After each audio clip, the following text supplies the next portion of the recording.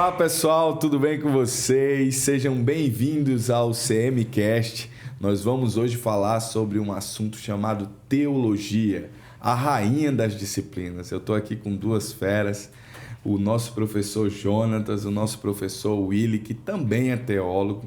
E eu quero aproveitar para pedir para você se inscrever no canal, dar um like e compartilhar este CMcast com seus amigos, porque o que vai acontecer aqui vai ser extraordinário. Quero trazer agora uma primeira pergunta aqui para vocês, e essa pergunta é: o que é teologia? E aí eu deixo a bola com vocês aí. Jonas, tu já viu esse cara formal desse jeito? Rapaz, aí não. Acho que ele não falou nem o nome dele ali. O que é esse rapaz aí? Rapaz, o pessoal já conhece. Meu nome é Raul Pedro, eu sou o presidente aqui do Centro de Mediadores. Aí sim. Continue aí, pessoal. Beleza, o que é teologia? Fala pro pessoal, o pessoal tá curioso. Vou me adiantar ao teólogo aqui, porque se eu falar alguma besteira, ele já me corrige logo em seguida. Então, a teologia, ela é o estudo da divindade, né? No nosso caso, nós vamos falar sobre teologia cristã. Então, a teologia é o estudo de Deus, né? E o Deus cristão, ele é um Deus intangível, ele é um Deus que não dá para tocar, não dá para a gente experimentar, fazer experimentos com ele para saber quem ele é, suas características e tudo mais. Então, o que a gente estuda sobre Deus é a revelação de Deus nas Escrituras. Isso é a teologia, é o estudo das Escrituras, o estudo de quem é Deus nas Escrituras, de como ele se revelou, né? A gente tem aí dois tipos de teologia, que é a teologia sistemática e a teologia bíblica. Na sistemática, a gente pega os assuntos e vai fazendo recortes sobre tudo que a Bíblia fala, né? A respeito de anjos, angiologia, a respeito do ser de Deus, teontologia, a respeito de Cristo, cristologia, pneumatologia, que é sobre o Espírito Santo. Então a gente pega tudo que está na Bíblia e faz um compilado. Legal. E a teologia bíblica, que é o estudo da revelação de Deus, como ele se revela progressivamente lá desde o Gênesis até o Apocalipse. E aí nós estamos apontando para a Bíblia como referência nesse estudo de teologia, nesse caso da sua afirmação, é isso? Exatamente, é o que a gente pode estudar sobre Deus, é o que ele mesmo revelou sobre si nas Escrituras, não é isso, William? Perfeito, perfeito. A gente chama na teologia de autodescortinar de Deus. Deus, ele se mostra, Deus, ele se apresenta.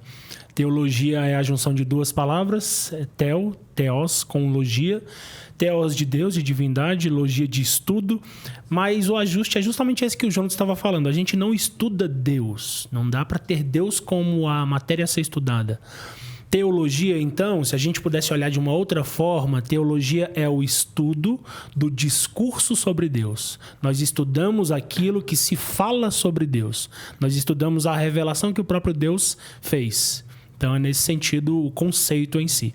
E o Jonas trouxe muito bem a questão da sistemática e a questão da teologia bíblica. A sistemática é interessante. A sistemática não existe um livro na Bíblia, por exemplo, que fala sobre anjos. Não tem um livro lá sobre os anjos. E aí eu leio e entendo tudo sobre os anjos. Não há esse livro específico. O que a teologia sistemática faz? Sistematiza o assunto anjos, que está espalhado em toda a Bíblia, e reúne isso para que fique mais fácil o nosso estudo e o aprendizado. E aí dá o nome da disciplina de angiologia. Não há um livro específico que fala sobre o pecado. O pecado está presente em todos os livros. Reúne-se isso e existe então a doutrina sobre o pecado, a doutrina da salvação. E aí, sistematizando, fica mais fácil o aprendizado. Por isso que as teologias sistemáticas são muito conhecidas e difundidas. Então, é um compilado que o homem vai lá e faz para facilitar o estudo. Isso. A parte pedagógica mesmo das instruções bíblicas.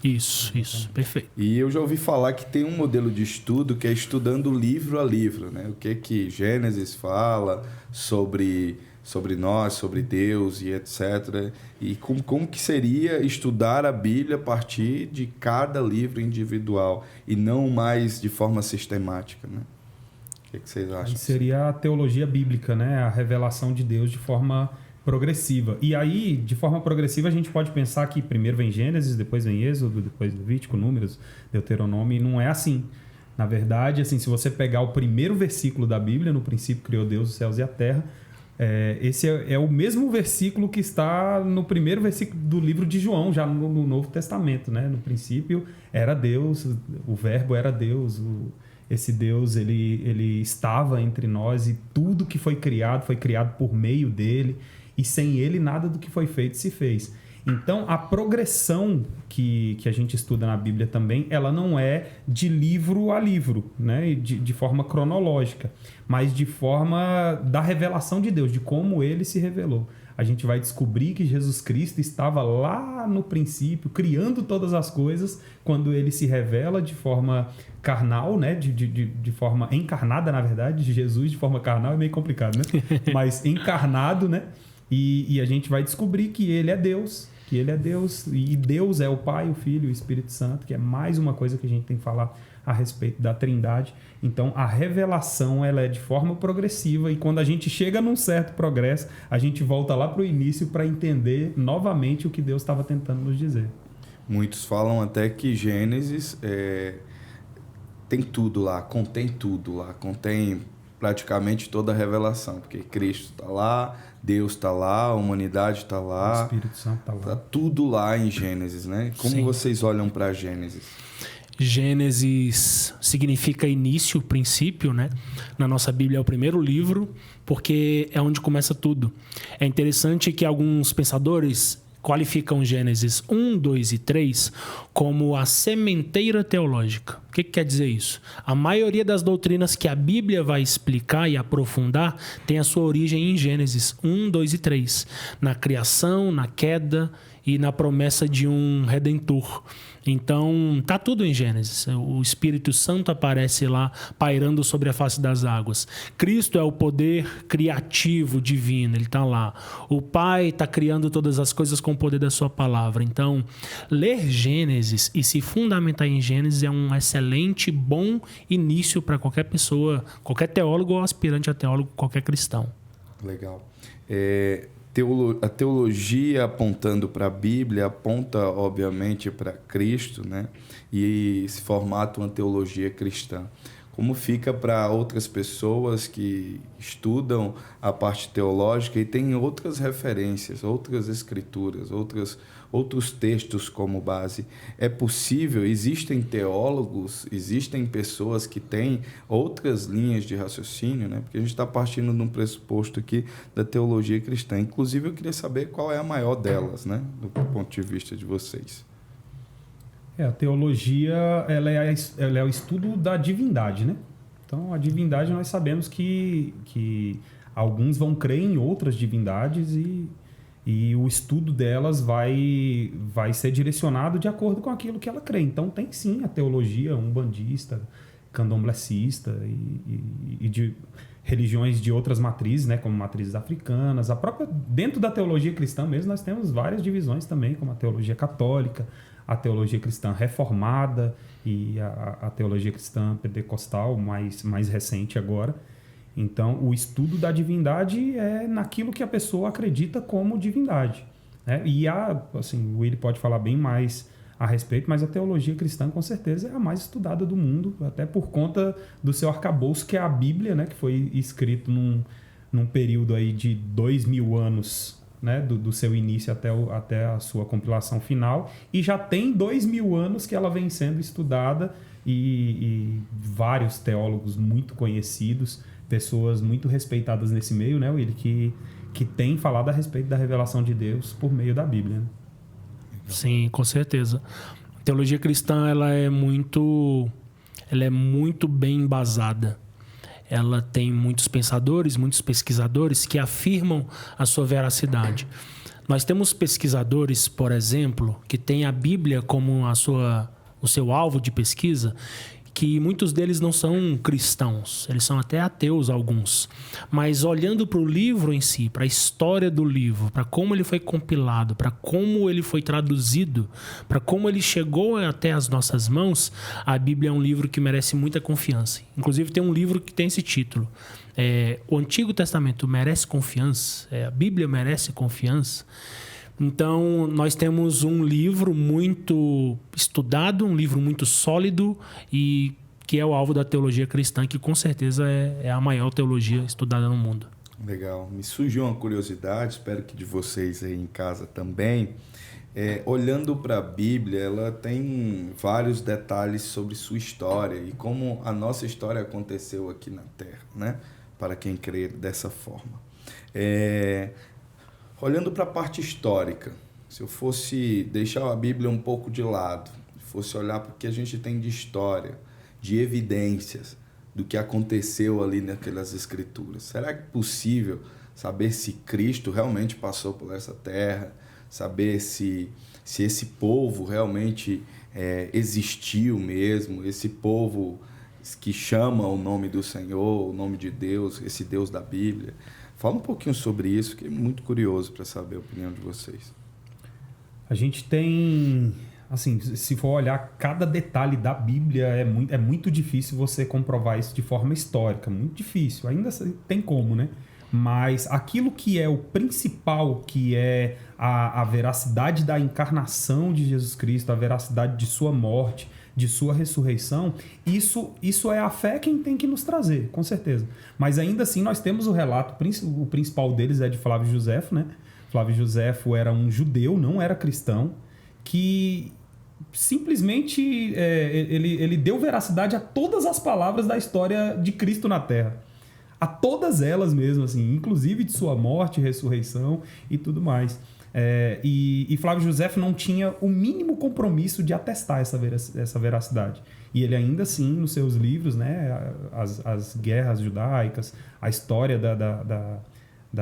dos judeus, né, a história dos judeus e guerra dos judeus, ele dá veracidade a muitas coisas da Bíblia, muitas coisas mesmo, e principalmente, a principal delas é da vida de Cristo aqui na Terra, a sua morte e ressurreição. E isso nos dá, inclusive, assim, uma referência, para quem é mais cético, dá uma referência científica maravilhosa. Porque Flávio Josefo não precisava fazer isso, né? Porque nem cristão ele não era. Sim. Tem um texto na própria Bíblia que diz, em Hebreus, que diz: importa que aquele que se aproxima de Deus creia que ele existe. Esse é um pressuposto fundamental e basilar para a gente se aproximar de Deus e da palavra de Deus, que é a Bíblia. Eu preciso crer. O elemento fé está muito presente. Não dá para a gente buscar evidências do Criador e da sua criação e de cada livro bíblico para a gente, a partir daí, crer nesse Deus e viver conforme ele diz. A fé precisa estar presente. O livro sagrado ele requer isso. Mas nós temos muitas evidências. Mesmo não sendo necessária para um cristão, as evidências elas aparecem. Evidências do campo da arqueologia bíblica, evidências do campo da geografia bíblica.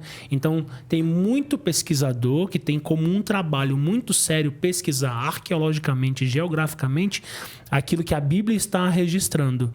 E, pasmem, a gente tem muita coisa, a gente tem muita evidência, a gente tem muita prova e elas estão registradas em livros, graças a Deus. Então, nós temos um livro que, para se aproximar dele, a gente necessita de fé, mas nós temos muitas evidências, inclusive científicas, que atestam a nossa fé e trazem algum tipo de razão para a nossa fé, o que é muito bacana. Eu acho muito importante falar sobre isso, Raul e Willy, principalmente porque o contrário também é verdadeiro.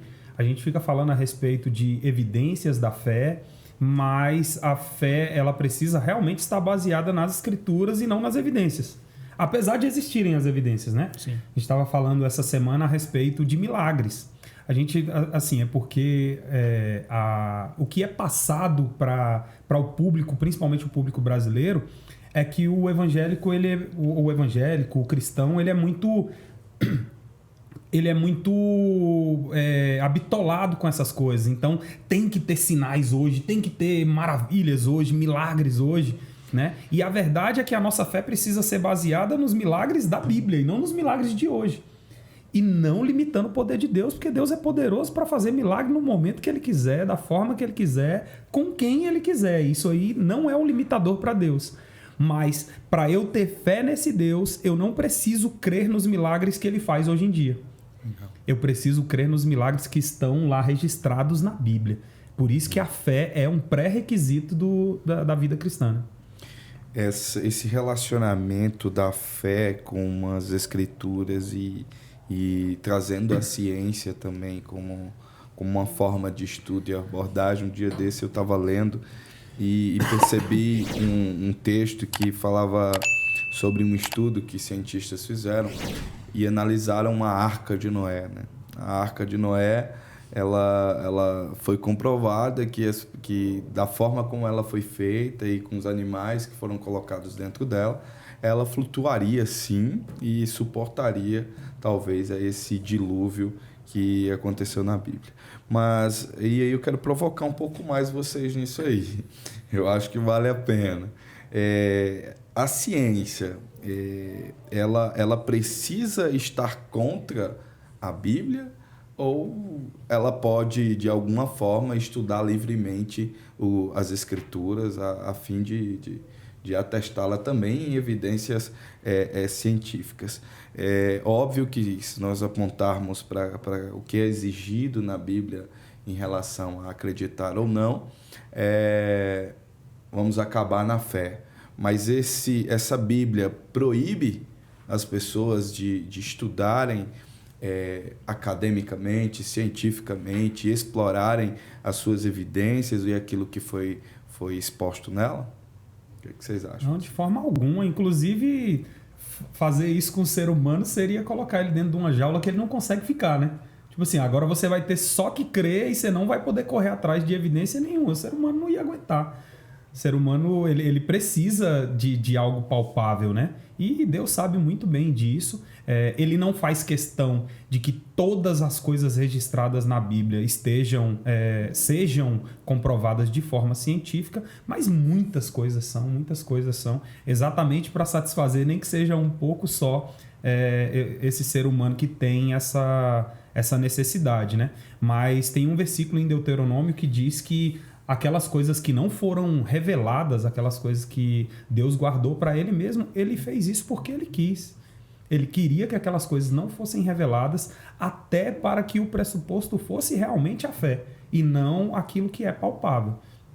Então, ao mesmo passo que Deus ele nos satisfaz no sentido de ter algo palpável, ele ainda assim, como ele é transcendente, ele deixa esse ar de mistério para que a gente só vá descobrir essas coisas lá na eternidade. E tem muita coisa que a gente vai levar exatamente à eternidade para descobrir e muitas coisas ainda que não vamos descobrir sobre Deus, porque o conhecimento de Deus é infinito. A gente olha para a Bíblia como um conhecimento infinito. Imagine para o próprio Deus que deu a Bíblia como uma forma de se revelar ao homem, né? Então, realmente, assim, não tem como comprovar tudo, mas não tem nada cego. Seria essa frase que eu falaria. Legal. A fala do Jonatas me trouxe essa passagem de que as coisas misteriosas e secretas pertencem a Deus, mas as reveladas ele deu aos filhos dos homens. Deus já nos deu revelações, elas estão postas diante de nós e cabe a nós agora estudar. Cabe a nós investigar isso. Então, há esse espaço para investigação, há esse espaço para cientificidade de alguma forma, há esse espaço para razão. A Bíblia diz que nós temos a mente de Cristo, ou seja, nós podemos nos tornar cada vez mais pessoas inteligentes, intelectuais da Bíblia, por que não? E aí a Bíblia, no livro que Pedro escreveu, diz que cada um de nós precisa estar preparado para responder a qualquer pessoa que peça a razão da nossa fé. E isso se dá por meio de um estudo. Isso se dá por meio da sistematização do que a gente está pensando.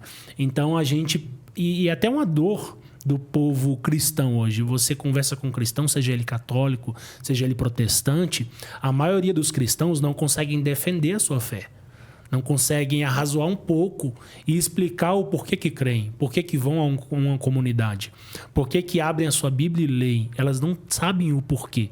E é por isso que se dá a importância da teologia. A teologia vem, e a teologia não é a disciplina que forma pastores e padres. Não, teologia é muito mais para isso. Teologia é muito mais do que isso. Teologia é para fundamentar cada pessoa que se aproxima de Deus e dizer para essa pessoa, sua fé, ela tem razão também. A sua fé tem um porquê de existir também. Dentro disso ainda... quando nós vamos estudar a Bíblia, utilizamos algum recurso científico para isso? Utilizamos alguma metodologia de ensino, aprendizagem? Ou podemos somente utilizarmos o nosso bom senso na leitura e interpretarmos, talvez, aí sem o contexto, sem a história do povo. O que você poderia falar sobre isso, Willy? Quando a gente pensa sobre o estudo da Bíblia, nós temos algumas metodologias. Nós temos, por exemplo, a hermenêutica, que é considerada a arte de interpretar a Bíblia. Então, muitas pessoas caem nesse erro de abrir a Bíblia e a maioria delas vai ler muita coisa e vai fechar porque não vai entender quase nada. E vai falar que o estudo da Bíblia é irrelevante porque ela não entendeu. Ela não abordou a Bíblia da forma correta e coerente com um método, sabendo o que está procurando ali, sabendo a forma de passar pelos textos. Então, existe uma forma de interpretar a Bíblia. Existe, na minha opinião, apenas uma forma de interpretar. Quando, na minha concepção, Deus revelou a Bíblia, quando Deus inspirou os autores a escreverem, Deus tinha algo em mente. Deus tinha um autor e tinha um destinatário. Tinha uma motivação que teve aquele texto.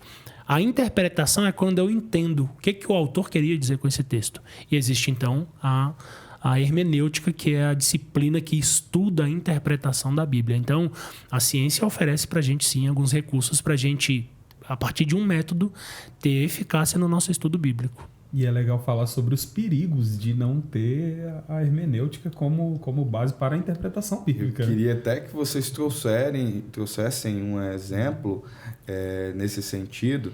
Tem um versículo que eu acho que é bem confuso, né, entre as pessoas, um versículo bíblico.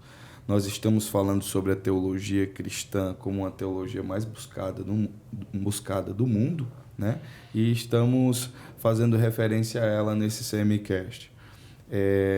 Quando aquele versículo que diz que o Senhor é meu pastor e nada me faltará. O que quer dizer aquilo quando eu vou estudar? Se eu ler isso de forma pontual ali, eu vou entender que não vai faltar nada para mim, né? Se eu colocar um ponto final ali e for só essa sentença, é o que eu vou interpretar. E aí eu estou falando sem nenhum instrumento na mão. Mas com a hermenêutica e com todos os instrumentos na mão, onde eu chego? Qual é a interpretação desse versículo de forma teológica e sadia? A gente precisa entender algumas coisas quando a gente vai falar sobre a interpretação bíblica, é que existem alguns abismos, né? Existe, por exemplo, o abismo temporal. Isso foi falado há provavelmente 3.000 anos. Foi Davi quem escreveu isso. Então, o contexto de Davi era outra coisa que a gente tem que deixar muito claro, é o contexto, quando foi que ele falou isso, para quem ele escreveu isso. Então, tudo isso que o Willy falou faz total sentido na hora da gente falar, e não só sobre esse versículo, né? Nós vamos falar sobre esse versículo, mas vários outros são muito mal interpretados, porque eles são tirados do seu contexto, eles são desconsiderado a autoria, desconsiderado o público para quem está sendo escrito. Então, a interpretação bíblica ela tem que passar e tentar diminuir esses abismos. Legal. O abismo temporal, o abismo da língua, né? E aí entra a exegese, né? Que é arrancar lá do original aquilo que o autor queria falar. Então, por exemplo, esse versículo do Salmo 23 que você falou, eu gosto muito do Augusto Nicodemos, né? Ele é, para mim, um pastor de grande referência aqui no Brasil, talvez a maior referência que eu tenha no Brasil. E ele fala sobre esse versículo, que talvez a melhor interpretação seria: o Senhor é meu pastor, de nada terei falta. Né? Assim, eu não ter falta de alguma coisa é diferente de nada me faltará. E eu já vi muita gente falando: o Senhor é meu pastor, nada me faltará. Nada do que eu pedir aqui vai dar certo. Então não pode me faltar Não pode me faltar nada. Exatamente. Casa, não pode. E eu lembro uma vez o Willy interpretando dessa forma, aí o Willy falou: realmente, não pode faltar casa, não pode faltar carro, mas também não pode faltar problema, não pode faltar morte, não pode faltar tudo de ruim também. Né? Então, a verdade é que aquele momento para Davi, ele via tanto Deus como o seu pastor, e ele podia falar isso com muita propriedade, porque ele era pastor de ovelhas. Então, ele via tanto Deus como o seu pastor, que aquilo que ele não tinha, ele não sentia falta, porque ele tinha a presença do próprio Deus, entendeu? Então, o Senhor é o meu pastor. Eu não vou sentir falta de nada, nada vai me faltar. Legal. Mais ou menos nessa linha, né, Will? Nessa linha mesmo. De nada terei falta. Eu não terei esse sentimento de que alguma coisa me falta, de que eu tenho necessidade, porque eu tenho um pastor cuidando de mim. Então, se eu não tenho alguma coisa na minha vida, é porque esse Supremo Pastor decidiu que esse momento é um momento que eu não devo ter isso. Então, eu não tenho falta de nada. Não sinto essa falta. Não sinto isso. E quando você mergulha nos estudos é que você consegue compreender o que estava se comunicando ali. Isso. Né? Porque das dicas que a gente já pode até deixar aqui em relação a isso, a interpretação, é ler um texto em versões diferentes. Então a gente tem inúmeras versões hoje, eu quero citar pelo menos 3. Tem a ARA, que é a Almeida Revista e Atualizada. Tem a NVI...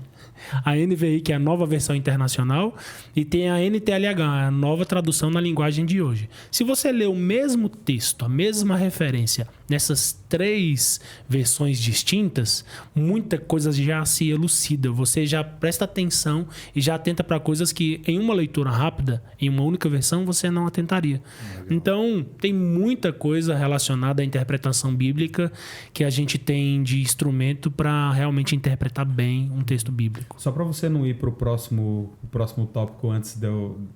Falando ainda do Salmo 23, eu lembrei de uma música do Projeto Sola que se chama 23, é sobre o Salmo 23. E ele diz, o Senhor é meu pastor e aquilo que eu não tenho, eu não preciso. Então ele interpretou dessa forma, então. Se não está comigo, se eu não tenho aqui, é porque eu não preciso. E quem decidiu isso foi Deus e não eu. Como se Deus já o tivesse satisfeito. Né? Exatamente. E é tão lindo que uma coisa vai puxando outra dentro da teologia, né? O João citou. Se eu não tenho isso, é porque eu não preciso. Existe um Deus que decidiu que eu não preciso. Caramba, tem um Deus decidindo as coisas. Tem um Deus que é soberano. Tem um Deus que é sábio. Se o ser mais poderoso do mundo, dentro da teologia cristã, decidiu que eu não preciso de uma coisa, ele tem razão nisso. Eu não preciso bater o pé e ficar chateado porque eu não tenho alguma coisa que ele decidiu que eu não deveria ter. Eu vou confiar na sabedoria dele. E a gente já entra no estudo dos atributos de Deus. Como Deus é. O que a Bíblia fala acerca do caráter desse Deus. Teologia é incrível, é maravilhosa. Legal. Você é suspeito. Eu sou muito suspeito. Então, olha só. 30 de novembro de 2022. É o dia do teólogo. A gente está aqui em Brasília e é o dia do evangélico. Inclusive é feriado local. Sim. Né? E essa atividade do teólogo precisa ser melhor compreendida pela sociedade, né?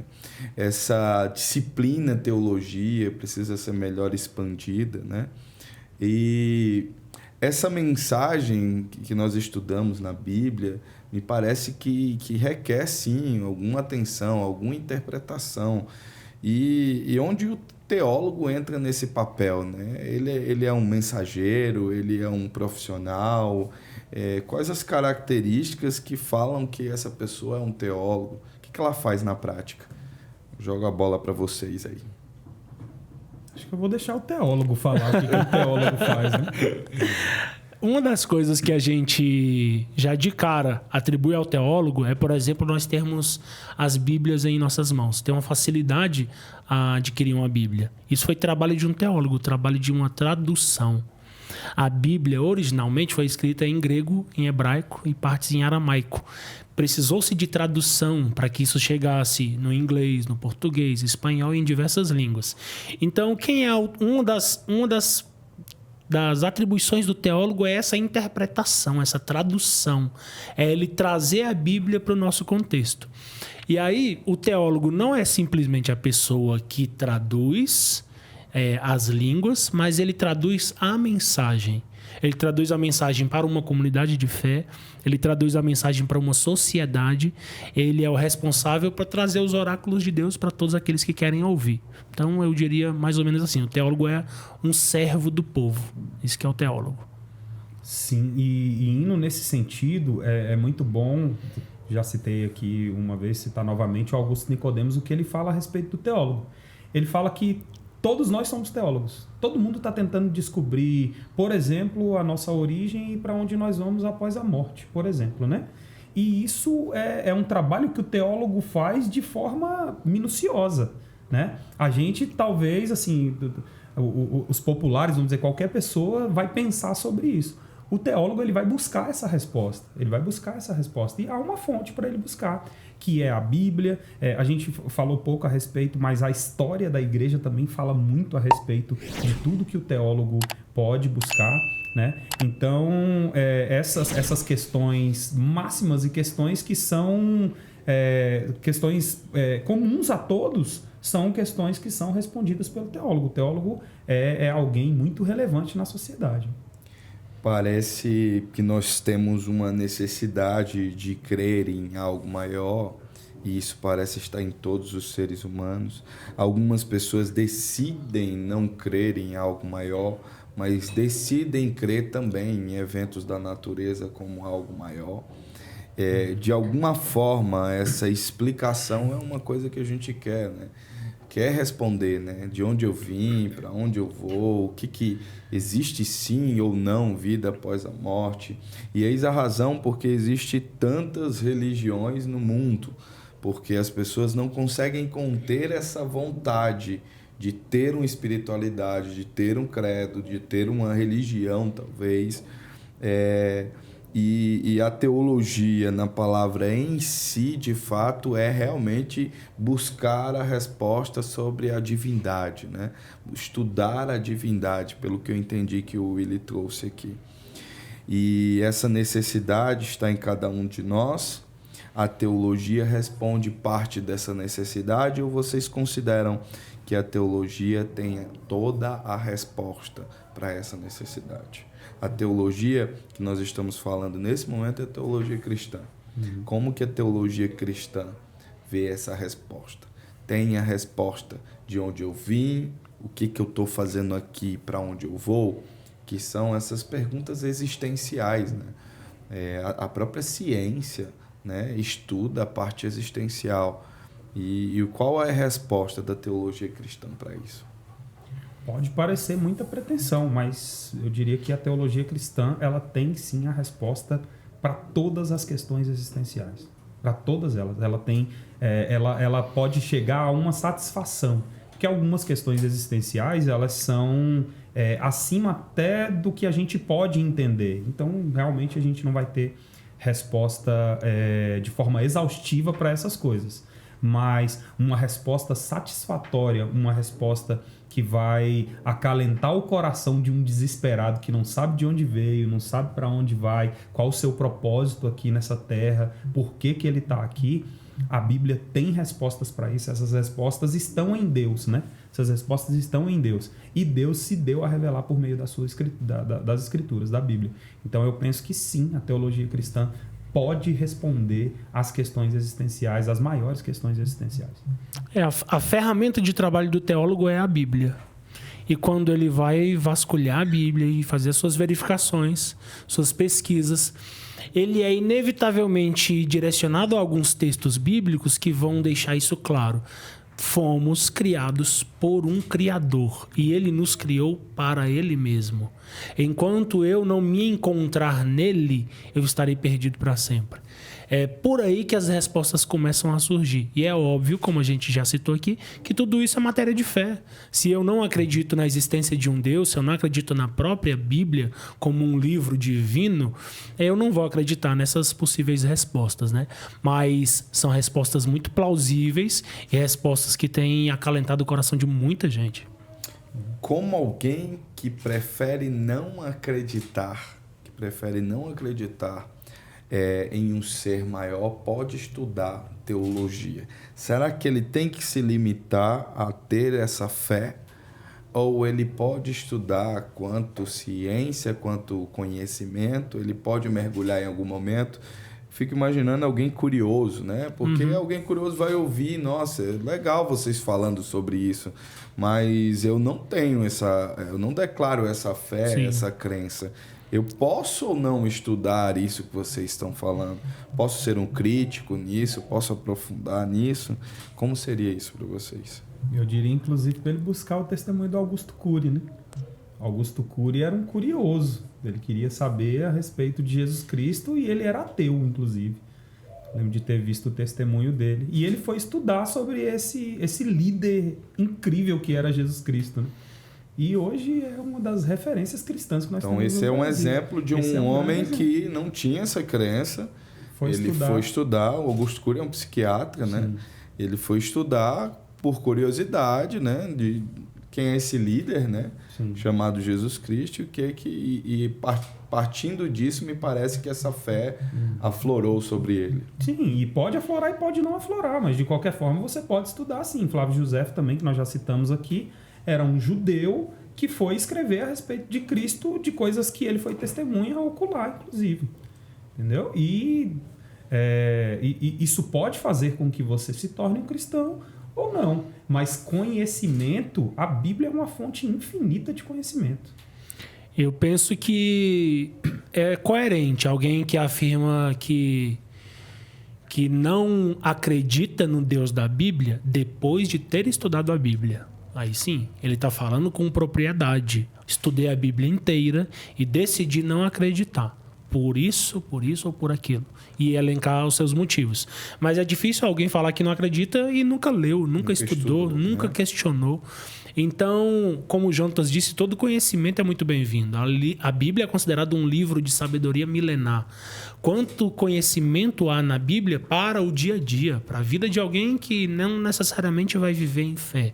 A Bíblia fala sobre emprego, a Bíblia fala sobre administração de dinheiro, a Bíblia fala sobre criação de filhos, a Bíblia fala sobre a sabedoria que eu preciso ter ao refrear a minha língua em alguns momentos. A Bíblia fala que alguém que é tolo, ficando calado em algum momento, ele se passa por sábio. A Bíblia aponta os momentos de ficar calado e de tecer a sua opinião. A Bíblia tem muitos direcionamentos para a gente. A Bíblia vai nos trazer como viver um viver ético, como ter uma moralidade um pouco mais acentuada, independente da fé num divino ou não. Então a Bíblia tem muita instrução, mesmo para aqueles que não querem se aproximar de Deus, por exemplo. Eu diria que ela cobre todos os aspectos da vida, assim, ou de forma direta ou de forma indireta. E a grande maioria de forma direta mesmo. Né? Como o Willy falou aqui, até questões de relacionamento, de como se portar, administração do seu dinheiro. É coisa que ninguém não, mas poucas pessoas imaginam que a Bíblia vai tratar sobre isso, e ela trata. E questões pontuais, talvez a Bíblia não tenha passado por uma história igual, mas ela vai ter um direcionamento de como se comportar nesse momento ainda. Um exemplo bem simples disso. A Bíblia, no livro de Provérbios, que é um livro de sabedoria, diz o seguinte: filho meu, se você não quiser, vou parafrasear aqui, tá? Para ficar ainda mais claro para todo mundo que está acompanhando. Filho meu, se você não quiser passar por problemas, não seja fiador do seu amigo. A Bíblia está falando, cuidado com quem você empresta dinheiro. Cuidado com a sua relação com o dinheiro. Isso é algum tipo de indireta? Não, essa é indireta. É só citando a Bíblia. Eu vou pagar. Não, é só citando a Bíblia. Então, assim, questões do dia a dia. A gente tem informação dentro da Bíblia. Legal. Já falamos aqui sobre o que é teologia, né? Fazendo uma recapitulação. Falamos sobre o dia do teólogo e o que o teólogo faz na prática. E falamos sobre a não obrigatoriedade de alguém ter essa fé, mas estudar a teologia como uma área do conhecimento. Né? Sim. As universidades começaram ali mais ou menos em 1174. E a teologia veio como área do conhecimento, né? A área do conhecimento a ser estudada. Não necessariamente uma fé declarada de imediato, mas como uma área do conhecimento. E essa liberdade de estudo, eu acredito que até a própria filosofia sempre teve. Os primeiros filósofos, você vê Sócrates, você vê todo esse pessoal falando, Pitágoras, falando de Deus como uma divindade, óbvio, com liberdade, né? Em algum momento, nós tivemos uma revolução industrial, ali, mais ou menos em 1600. E as pessoas começaram a dividir as áreas do conhecimento e isolá-las, praticamente. Então, religião, teologia foi para um lado, ciência foi para o outro, política foi para o outro. E essas coisas não se misturaram mais com facilidade. E as pessoas até sentem um pouco de limitação ao falar sobre esses assuntos, com medo de ser julgada ou com medo de E a espiritualidade é uma coisa que tem que ser respeitada em todos, né? Espiritualidade quanto o nível de crença da pessoa, se ela crê em Cristo, se ela crê nas crenças da Umbanda, enfim. Independente da crença dela, deve ser respeitada, sim, ela tem essa liberdade, mas isso acabou virando um impeditivo para as pessoas falarem sobre isso. E culturalmente nós fomos separados. Agora na ciência e na filosofia e nas áreas do conhecimento, eu não exploro mais a espiritualidade, eu não exploro mais a teologia, não integralizo isso junto aos meus conhecimentos. E isso de alguma forma impactou os tempos atuais, né? E agora a teologia já não tem mais aquela força que tinha antes. E aí, começando aí por Willy, como você vê esse impacto hoje, né, nessa área do conhecimento? Legal. Você trouxe um retrato histórico bem interessante. E se a gente olhar para a Idade Média, a teologia tinha esse status. A gente não tirou essa expressão rainha das disciplinas do nada, né? Teologia tinha o status de rainha das disciplinas. Um status porque ela estava muito presente nas comunidades, estava muito presente na igreja, estava presente na sociedade, estava presente na universidade. A teologia era muito comum. E por quê? Porque a partir da teologia eu enxergo melhor outras disciplinas. É assim que um teólogo encara as coisas, é assim que um cristão encara as coisas. Deus está me dando uma visão de alguma coisa e a visão que Deus me dá clareia a visão que as outras disciplinas podem me dar. Então, sempre foi um conhecimento interdisciplinar, teologia misturado com outras disciplinas. E aí depois, como você citou bem, a Revolução Industrial, o Iluminismo, tudo isso impactou a teologia e muitas outras disciplinas de maneira que a razão está muito presente, a ciência está muito presente. Tem que passar por um crivo científico para que eu ateste e valide alguma coisa. E foi se perdendo esse impacto que a teologia tem na sociedade, na vida das pessoas, no desenvolver ético e moral das pessoas. Então, hoje a gente amarga isso. A gente... mais recentemente, no ano de 99, o MEC autorizou o curso, o bacharelado em teologia. Então, isso é muito recente. Isso tem 20 anos. 20 anos que a teologia voltou a entrar nas universidades, a teologia voltou a estar presente, mas também a gente experimentou alguma dificuldade com isso, porque como é que eram os cursos de teologia, na maioria das vezes no Brasil? Era padre e pastor que fazia. Ou quem queria ser padre e quem queria ser pastor. Aí o MEC vai lá e autoriza e valida. Algumas igrejas que tinham seu curso bem específico, agora tem que abrir mão de alguma coisa para que caiba dentro dos critérios do MEC. Porque o MEC está validando, está avaliando, o MEC dá o direcionamento da grade horária, da grade curricular, por exemplo. Então, algumas igrejas abriram mão de algumas coisas que criam, que acreditavam, tanto na teologia católica como protestante, para que os seus membros, as pessoas que queriam ser padres e pastores, pudessem fazer aquele curso. E aí é onde vem a expressão que teologia esfria um cristão. Por que em alguns lugares teologia de fato esfriou cristãos? Porque deixou-se de estudar teologia e estudou apenas aquilo que passava no crivo da ciência. Estudava-se filosofia, estudava-se ética, estudava-se religiões, mas não se aprofundava na palavra de Deus. Então, a gente tem agora esse problema nas mãos.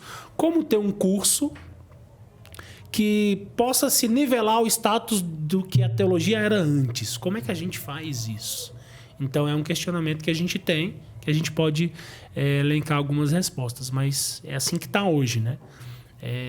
A teologia tem essa importância a ser resgatada para que traga para hoje, para a sociedade de hoje, o impacto que ela tem e é profundo, e é marcante. Uma das respostas a isso são os seminários, né?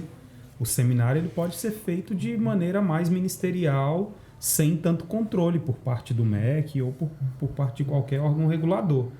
E, inclusive, o seminário que eu fiz foi um seminário livre, né? O que são os cursos livres, né? Uhum.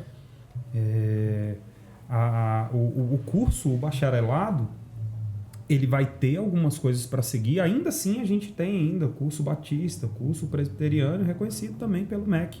Mas ainda assim, ele precisa abordar algumas coisas que talvez as pessoas dessa religião não gostariam de abordar, mas tem que abordar da mesma forma. Para isso tem os cursos livres, para isso tem o seminário. O seminário ele vai funcionar de forma bem mais ministerial, falar coisas que abordam o dia a dia das igrejas ou o dia a dia da vida do teólogo, que também não se resume só à igreja. A visão do bacharel, ele traz a ciência, né? Ela une a ideia do bacharel à ciência. O tecnólogo, que é uma formação também superior, aí já busca mais a atividade profissional e o quanto ela pode atuar.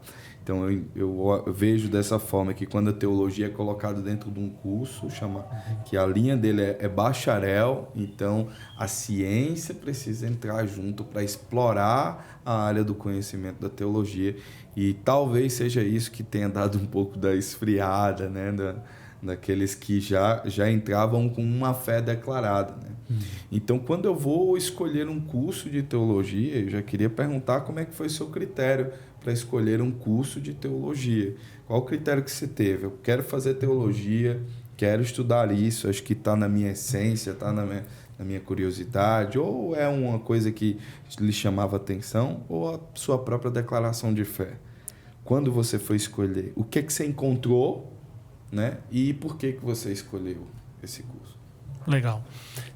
Quando eu busquei por teologia, tinha muitos contextos, haviam muitos cursos e havia muitas propostas. O curso que eu escolhi muito motivado por aquilo que eu acreditava já. Então, eu já estudava de forma informal, né? Eu já estudava por conta própria teologia e eu queria dar essa formalidade de fazer um curso que tivesse a duração ali dos seus 4 anos.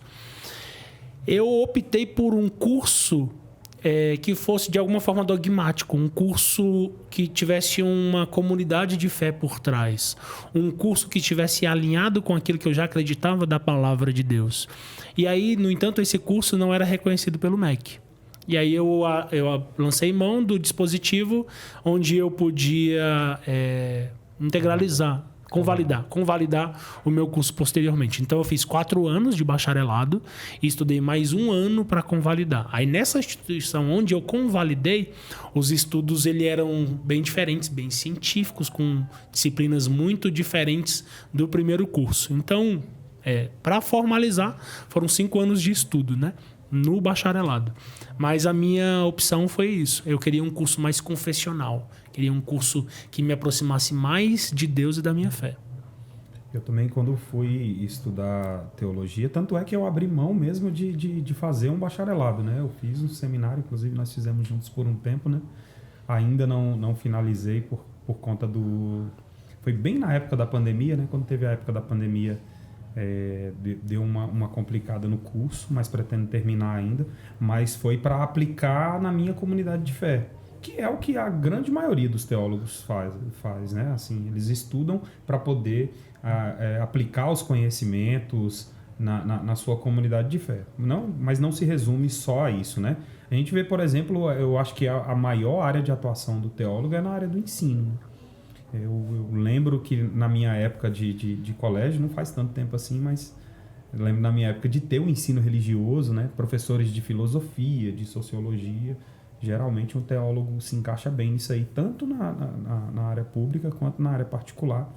Inclusive, um teólogo ele pode participar de concursos públicos, então tem muita área para o teólogo trabalhar, né, Will? Bem tocado esse ponto. Para que alguém vai fazer teologia? Pensando em quê? Geralmente, a nossa mente é levada a pensar se alguém vai ser padre ou pastor, mas não necessariamente se restringe a uma igreja. Alguém que se forma como um teólogo, ele pode ir para a área da docência, ele pode dar aula, o Jonathan citou, ensino religioso. Quem é a pessoa mais indicada a lecionar sobre ensino religioso, se não um teólogo? Esse teólogo ele pode dar aula no ensino fundamental, ele pode dar aula sobre ética, sobre moral, ele pode dar aula no ensino superior, ele pode, além de dar aula, ele pode, como o Jonathan citou, prestar concurso público. Então, concurso público para as Forças Armadas. Existem aberturas de concursos para a figura do capelão. O capelão tem que ser um teólogo. Salários de 9 a 12 mil reais. Existem empresas contratando a figura do teólogo para servir como um conselheiro espiritual. Existe a possibilidade de você atuar em ONGs, existe a possibilidade dessa atuação social, seja em orfanato, em creche, em hospitais mesmo. Clínicas de recuperação. Clínicas. Alguém vai escrever um livro e vai tocar no assunto sobre Deus ou Bíblia. Um teólogo é convidado. Fazer essa revisão, né? A revisão, algumas editorias, algumas revistas, ele pode ser escritor. O teólogo ele pode atuar nas redes sociais, o teólogo pode atuar com marketing digital, o que se fala hoje é em marketing digital. O teólogo pode ter um canal no YouTube, o teólogo pode ter... um influenciador, inclusive. Sim, o campo é imenso, o campo de atuação e de influência que um teólogo tem. E eu diria que é necessário que a gente tenha cada vez mais teólogos para a gente ter uma sociedade mais pacificada, mais humanizada. O teólogo é aquele que vive para o outro, porque ele enxerga isso no livro que ele tem por base. A Bíblia tem esse mandamento que se resume em um só. Mandamentos que se resumem em um só. Ame o próximo. Ame a Deus e ame o próximo. O teólogo está vendo isso todo dia. E a prática diária dele deve ser essa. Então a gente precisa de muitos teólogos no Brasil. Legal, pessoal. Tá gostando? Faz uma inscrição aí rapidamente, dá um like e compartilha, que ainda estamos caminhando para o fim, mas ainda tem mais uma coisinha aqui. Olha só, pessoal. Nós estávamos falando aqui do teólogo e o quanto ele pode impactar nas várias áreas, né? E aí eu lembrei de uma área que é muito sensível, que é aquelas pessoas que se envolvem com drogas, né? Com vícios, né? E esses vícios acabam com a saúde dela psicológica, física, detona a dignidade dela. Chega em algum momento que você já ouviu falar sobre as clínicas, né, de recuperação. Hoje, para vocês terem uma ideia, o maior resultado que se tem com a recuperação da dignidade dessas pessoas, a maior influência é a espiritual. Então, quando você vai nessas clínicas que têm a espiritualidade como força dentro da clínica, é óbvio que é multidisciplinar, né? Preciso resgatar a dignidade, então preciso olhar para as questões psicológicas, preciso olhar para a questão social, familiar, eu olho para tudo ali e atendo essas necessidades. Mas é que dá força para essas pessoas voltarem à sua dignidade, voltarem a se socializar. E você vai olhar na maioria das clínicas, é a espiritualidade. Inclusive, existe um método, né? Um passo a passo de como fazer isso. E esse método tem como base o uso da Bíblia. Tá? Tem como base o uso da Bíblia. E essas pessoas são restauradas à sua vida novamente. E é incrível que se faltar esse quesito em alguma clínica, o resultado cai absurdamente, sabe? Os maiores números têm influência espiritual. Uma contribuição. Vocês querem falar mais alguma coisa? Falando em ressocialização, também a gente lembra dos presídios, né? Quantas pessoas são resgatadas por meio de um pastor, de uma liderança espiritual que vai até um presídio para expor a palavra de Deus. E a exposição dessa palavra de Deus faz com que as pessoas tenham suas vidas completamente transformadas. E eles estão num lugar onde reflexão é o que mais há. Eles têm muito tempo para refletir. E eles vão ver que eles desperdiçaram a vida deles, não fazendo da vida deles uma vida para a glória de Deus. E é uma das missões do teólogo, é dizer que a vida é viver para a glória de Deus. Aproveita e deixa suas contribuições finais aí. Legal. É muito, muito bom participar com vocês aqui. Não me sinto nem digno de estar aqui, nem Salomão em toda a sua glória teve uma sabedoria como a de vocês. Mas é muito, muito legal poder contribuir e dizer que o estudo de Deus realmente, o estudo sobre Deus ou sobre o que Ele revelou sobre si mesmo é algo maravilhoso de se fazer e é algo tão abrangente, tão transcendente que nem a eternidade vai ser capaz de nos revelar de forma exaustiva esse Deus, porque Ele realmente é um Deus que transcende a nossa mente. E tudo que a gente pode viver aqui nem se compara com o que a gente vai viver no porvir, que é uma das respostas que a gente pode chegar estudando a teologia. Bonitas palavras, hein? Finalizou bem. Aumentou o nível. Gostou também? Gostei. Você trouxe, por fim, a tua fala acerca das clínicas de recuperação. Clínicas de recuperação, presídios, hospitais, creches, orfanatos, todos esses lugares seriam impactados com a figura dos teólogos, com a figura de teólogas, com a figura de homens e mulheres que estão usando essa ferramenta que é a Bíblia para impactar e transformar a vida das pessoas. Teologia, em suma, é isso. Teologia não é um conhecimento que vai encher a minha cabeça. Teologia é um conhecimento que vai mudar a minha vida. Teologia serve para isso. E ela muda a minha vida e muda inevitavelmente a vida das pessoas. Eu fico desejoso, presidente, de ver uma disciplina dessa cada vez mais presente na nossa instituição, né? Qual a chance? Legal. E, inclusive, o meu curso de teologia, quando eu fiz livre, inclusive, foi online. Né? Foi online. Eu tinha várias rotinas para cumprir, mas eu não poderia deixar de lado, né, este estudo, né, o estudo da teologia.